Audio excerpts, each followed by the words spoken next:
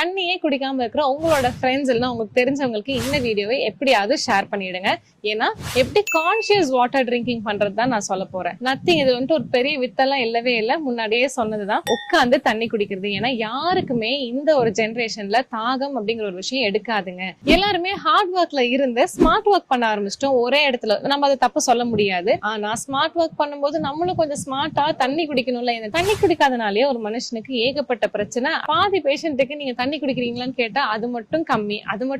ஒரு நாளைக்கு 1 லிட்டர் எப்படி பத்தும்? நம்ம 3 வேளை சாப்பிடுறோம் தானே. டைஜஷனுக்கும் சரி, உடல் சூட்டை குறைக்கிறதுக்கும் சரி, நம்மளோட யூட்ரஸ் ஹெல்த்துக்கும் சரி, மெமரி பவருக்கும் சரி, எல்லாத்துக்குமே தண்ணி ஒரு மேஜர் ஃபேக்டர். சோ காலையில எந்திரிச்சோடனே சம்பளங்கால் போட்டோ இல்லைன்னா நடந்துட்டோ ஒரு 1 லிட்டர் தண்ணி வந்துட்டு கான்சியஸா குடிங்க. அதே மாதிரி ஈவினிங் வந்தோடனே ஒரு 6 to 8 கிலோ ஒரு 1 லிட்டர் தண்ணி கான்சியஸா குடிங்க. நடுவுல வந்துட்டு நம்ம ஒர்க் டைம்ல கொஞ்சம் கொஞ்சமா குடிச்சு சமாளிச்சிடலாம். அட்லீஸ்ட் 2.5 to 3 லிட்டர்ஸ் வந்துட்டு கண்டிப்பா தண்ணி குடிங்க.